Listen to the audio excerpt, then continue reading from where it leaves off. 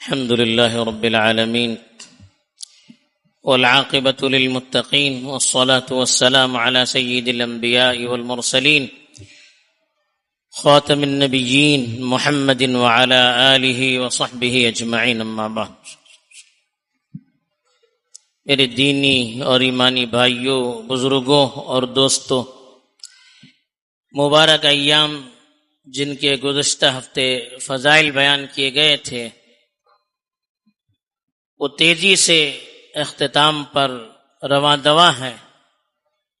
ان ایام کی جو اہم عبادتیں ہیں ان میں سے ایک بڑی اور اہم عبادت جس کے ذریعے سے اللہ سے بندہ قریب ہوتا ہے، اللہ کی خوشنودی اور رضامندی حاصل کرتا ہے، وہ ہے قربانی کی عبادت۔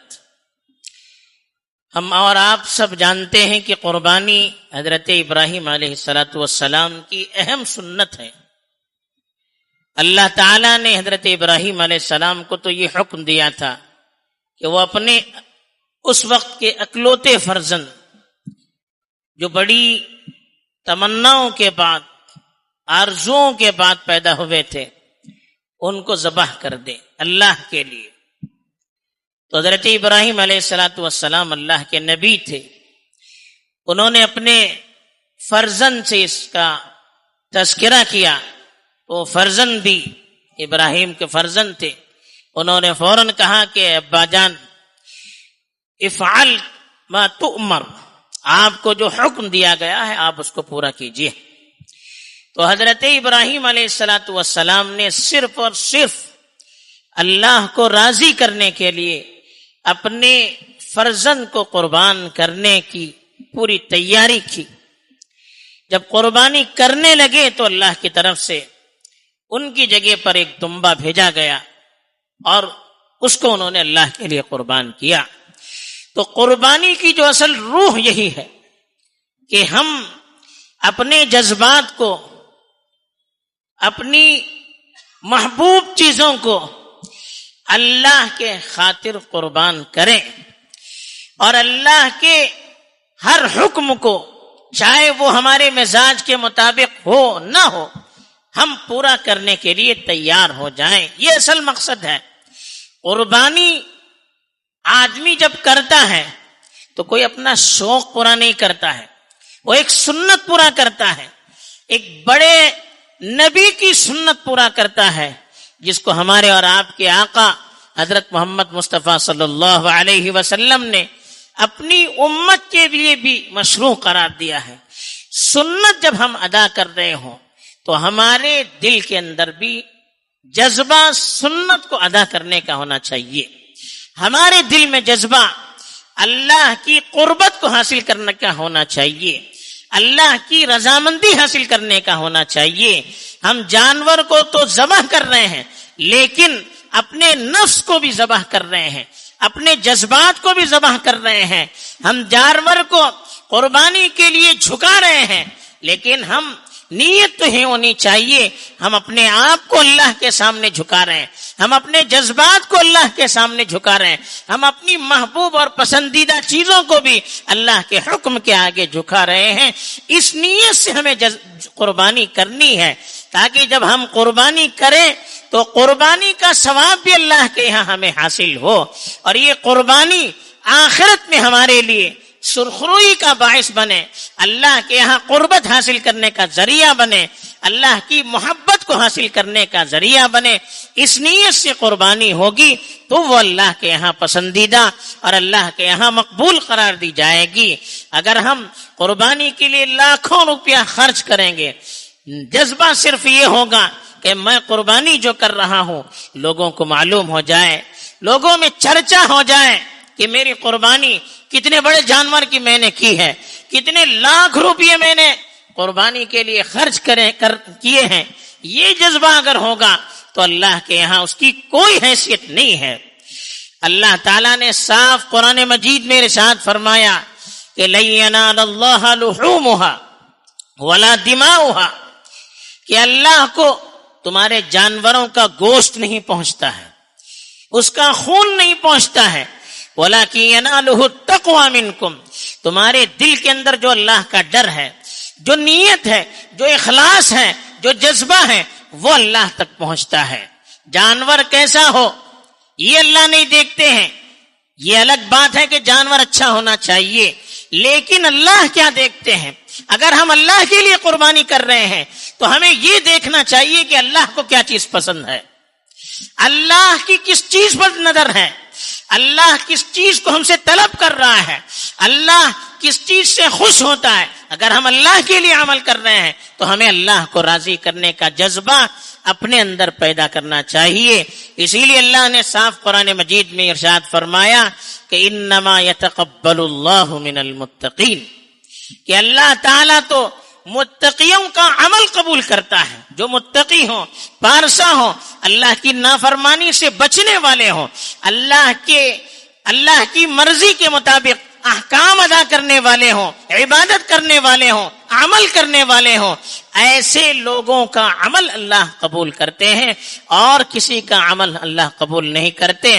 اگر یہ جذبہ نہیں ہوگا، ممکن ہے کچھ مدت کے لیے لوگوں میں چرچا ہو جائے، لوگ واہ واہ کریں، لوگ آپ کی تعریف کریں، لیکن اللہ کے دربار میں جب ہم حاضر ہوں گے تو اس قربانی کا نام و نشان تک وہاں پر نہیں ہوگا۔ تو اتنا ہم جب خرچ کر کے اتنی بڑی قربانی کر رہے ہیں تو سب سے پہلے ہمیں اپنی نیتوں کو ٹٹولنا چاہیے، اپنے جذبوں کی اصلاح کرنی چاہیے۔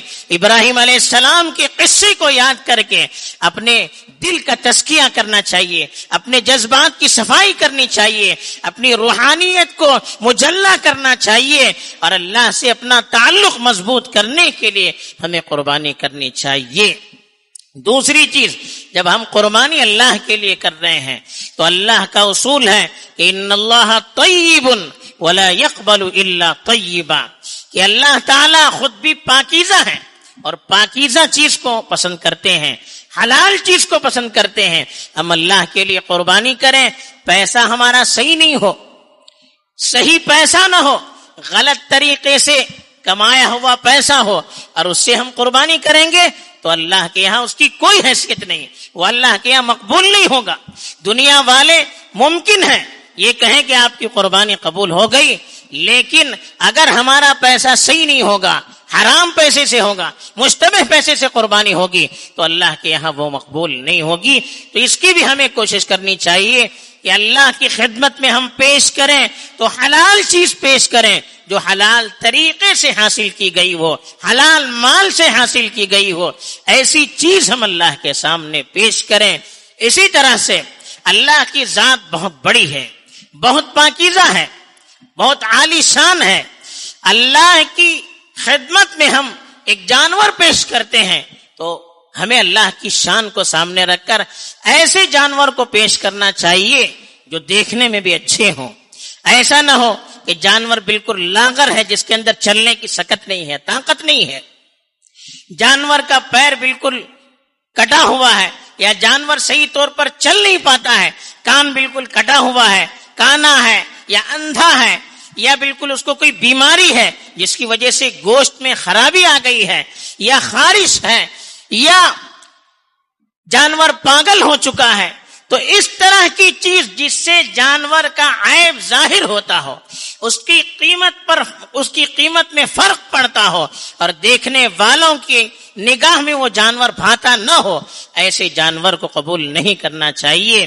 اللہ کے رسول صلی اللہ علیہ وسلم کی حدیث ہے کہ 4 چیزیں ایسی ہیں جن کی قربانی جائز نہیں ہے، تو اس میں اللہ کے رسول صلی اللہ علیہ وسلم نے فرمایا کہ العورا البین عورها، کہ کانا اتنا کانا ہے کہ اس کے کاناپن اس کا ظاہر ہو رہا ہے، العرجا البین عرجها، لنگڑا ہے، بالکل لنگڑا پن ظاہر ہے، دور سے دیکھنے سے معلوم ہوتا ہے کہ چل رہا ہے تو اس کے پیر کے اندر کوئی لنگڑا پن ہے، صحیح چل نہیں پا رہا ہے، اگر ایسا جانور ہے۔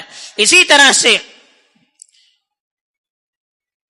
ایسا جانور جو بالکل دبلا پتلا ہے، العجفا کہا، کہ جس کے گودے بالکل نکل چکے ہوں، جس کے اندر چلنے پھرنے کی طاقت نہ ہو، مریل جانور، اس کی بھی قربانی نہیں ہے۔ المریض تو کہا البین مرضها، کہ ایسا جانور جو بیمار ہے، کسی طرح کی بیماری ہے اور بیماری بالکل واضح ہے، سب کو نظر آ رہی، خارش کی بیماری ہے، اندھا ہے، یا بالکل ایسا اس کے اندر بخار وغیرہ آ چکا ہے کہ اس کے گوشت پر اس کا اثر پڑ رہا ہے اور اس کی چستی اور اس کا پھرتیلاپن ختم ہو چکا ہے، ایسے جانور جو خود ہمیں پسند نہ ہو وہ ہم اللہ کے لیے کس طرح سے پیش کر سکتے ہیں؟ حالانکہ اللہ تعالیٰ نے خود قرآن مجید میں ارشاد فرمایا زکوٰۃ اور صدقے کے سلسلے میں کہ وَلَا تَيَمَّمُوا الْخَبِيثَ مِنْهُ تُنْفِقُونَ وَلَسْتُمْ بِآخِذِيهِ إِلَّا أَن تُغْمِضُوا فِيهِ کہ خرچ کرتے وقت ایسا گندا اور خبیث مال خرچ نہ کیجئے، تم اس کو اگر لے تو چشم پوشی کر کے لے، یعنی تمہیں خود پسند نہیں ہو تو ایسا مال اللہ کی خدمت میں کیوں پیش کرتے ہیں؟ تو اللہ کی خدمت میں ہم پیش کریں تو اچھا مال پیش کریں، ایک تو صحیح مال پیش کریں، اچھا مال پیش کریں، صحت مند اور توانا جانور پیش کریں تاکہ اللہ کے دربار میں پیش کیے جانے کا وہ لائق بھی ہو۔ ایسے ہی ہم جانور ذبح کرتے ہیں، اللہ کے لیے ذبح کرتے ہیں تو اس طریقے پر ذبح کریں جو طریقہ اللہ کے ہاں پسندیدہ ہے، اللہ کا نام لے کر ذبح کریں، اور جو رگیں کٹنی چاہیے ان رگوں کو خاص طور پر کاٹیں۔ حلق جو غذا کی نالی ہے، سانس کی نالی ہے، تو ان نالیوں کو جن کا کاٹنا ضروری ہے علماء سے پوچھ کر اس کو کاٹیں۔ آپ ایسے لوگوں سے ذبح کروائیں جو ذبح کرنا جانتے ہو، ورنہ ایسا نہ ہو کہ ہم اتنا قیمتی جانور لے کر ذبح کریں اور ذبیحہ صحیح نہ ہو تو وہ جانور حرام ہو جائے گا، اللہ کے یہاں قبول ہونا تو دور کی بات، کھانا بھی اس کا صحیح نہیں ہوتا ہے۔ تو اس کا بھی خیال رکھنا چاہیے کہ اتنا بڑا جانور ہم ذبح کریں تو صحیح طور پر ذبح کریں۔ اور جانور یہ بھی یاد رکھیے اللہ کی نشانی ہے، یہ اللہ کی نشانی ہے، اس لیے جانور کو دیکھ کر کہا گیا تکبیر پڑھیں، اللہ کو یاد کریں قربانی کے جانور کو دیکھ کر، اس لیے کہ اللہ کی نشانی ہے۔ اللہ کی جب نشانی ہے تو ان نشانیوں کی تعظیم کرنی چاہیے، اس کا ادب کرنا چاہیے، ان کا احترام کرنا چاہیے۔ وَمَن يُعَظِّمْ شَعَائِرَ اللَّهِ فَإِنَّهَا مِن تَقْوَى الْقُلُوبِ، کہا کہ اللہ کے شعائر، اللہ کی نشانیوں کی عظمت کرنا، اس کا احترام کرنا، اس کی قدر کرنا، اس کا ادب کرنا، یہ دل کے اندر اللہ کا ڈر ہونے کی علامت ہے، اللہ سے تعلق ہونے کی علامت ہے۔ جس کا اللہ سے تعلق جتنا مضبوط ہوگا وہ اللہ کی نشانیوں کی اتنی قدردانی کرے گا۔ تو ہمیں کوشش کرنی چاہیے کہ قربانی کے جو جانور ہوں ان کو کسی طرح سے تکلیف نہ دیں، ان کی عظمت کریں، ان کا احترام کریں۔ اسی لیے کہا کاٹتے وقت چھری کو تیز کر کے کاٹیں، تاکہ چھری اگر تیز نہ ہو تو جانور کی گردن کو تکلیف ہو سکتی ہے۔ ایسے ہی پچھاڑتے وقت تماشا نہ ہو، ہم قربانی اللہ کے لیے کر رہے ہیں، اللہ کے نبی کی سنت کو ادا کرنے کے لیے کر رہے ہیں، اور اس کو پچھاڑتے وقت تماشا ہو رہا ہے، اس کو ایسے گرایا جاتا ہے جس میں اس کی عظمت نہیں ہوتی ہے، اس کو ستایا جاتا ہے، کوئی چیز چھپائی جاتی ہے، بار بار اٹھایا جاتا ہے، مزہ اللہ بجی گھالا بجی اخلا، کیا ہے؟ تماشا ہے یہ۔ اللہ کے نبی کی سنت ادا کی جا رہی ہے، ایک نبی کی عظمت کو ہم یہاں پر پیش کر رہے ہیں، اللہ کے سامنے اپنی نیک نیتی کا، اپنے خلوص کا اور اپنے پاکیزہ جذبے کا ہم اظہار کر رہے ہیں، اور اس میں تماشا بنا دے، بار بار گرا رہے اٹھا رہے گرا رہے اٹھا رہے، یہ تو ایک اللہ کی نشانی کی ہم ناقدری کر رہے ہیں۔ تو اس کا ہم خیال رکھیں کہ اللہ قربانی کے جانور اللہ کی نشانی ہے، ان کو کسی طرح سے تکلیف دینا یہ گناہ کا سبب بن سکتا ہے۔ تو اس لیے پچھاڑنے کے لیے جو لوگ متعین ہو ان کے ہاتھ میں چھوڑ دیں، اگر آپ کی نوجوانوں کی ضرورت پڑی تو ایسے طریقے پر پچھاڑیں کہ جس سے جانور کو کوئی تکلیف نہ ہونی پائے، خراش نہ آنی پائے، ان کی بے حرمتی نہ ہونی پائے، اس کا خاص طور پر خیال رکھیں۔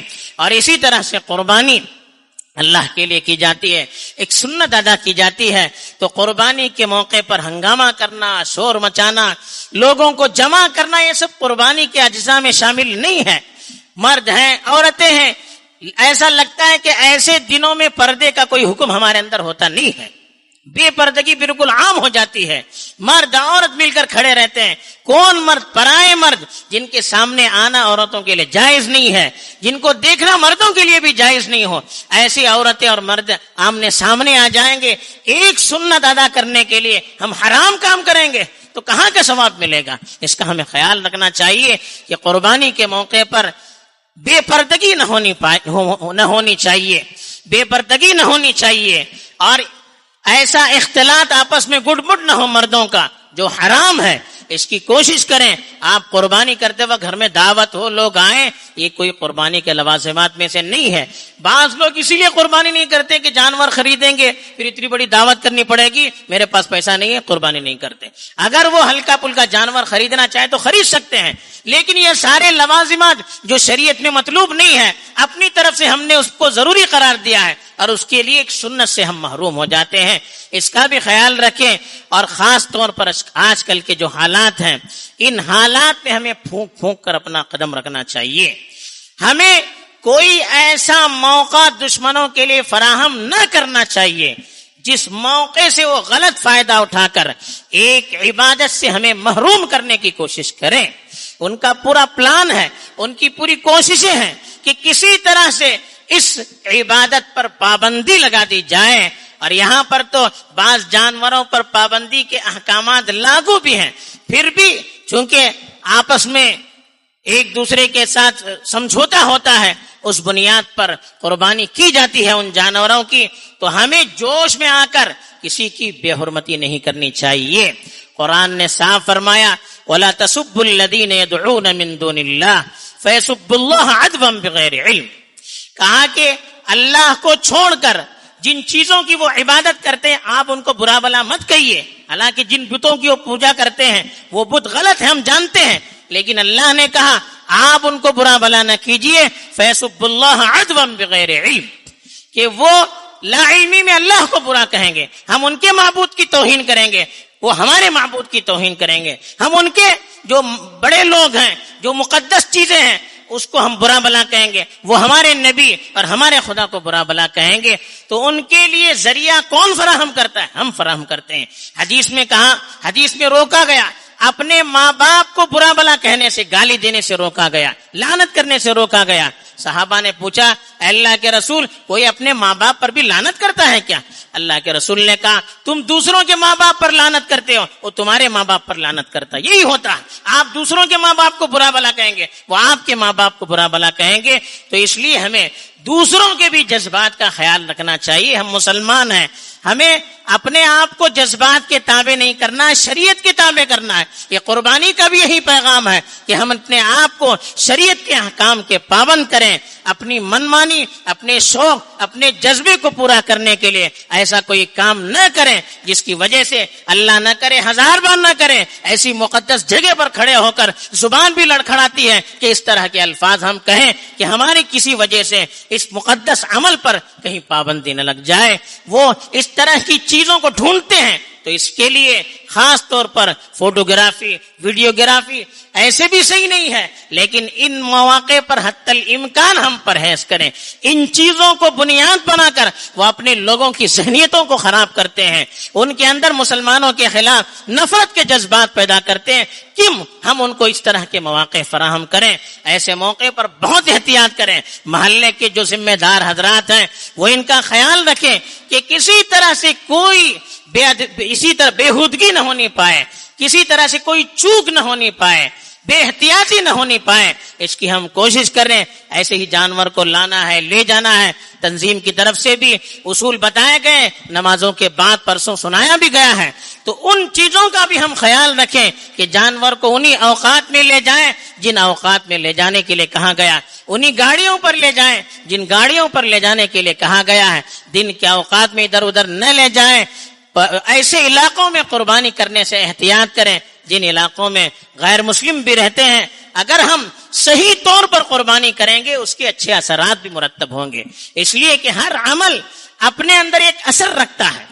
اللہ کو راضی کرنے کے لیے ہم عمل کریں گے، اس کا عمل ہماری زندگی پر بھی پڑتا ہے، معاشرے پر بھی پڑتا ہے. اچھا کریں گے تو اچھے اثرات پڑتے ہیں، غلط ہوں گے تو غلط اثرات مرتب ہوتے ہیں. اچھے عمل کرنے کی، خالص اللہ کے لیے صحیح طریقے پر کرنے کی کوشش کریں گے تو انشاءاللہ قربانی کا جو اصل مقصد ہے وہ مقصد حاصل ہوگا اور اچھے اثرات مرتب ہوں گے. اللہ تعالیٰ مجھے بھی توفیق دے، آپ کو بھی توفیق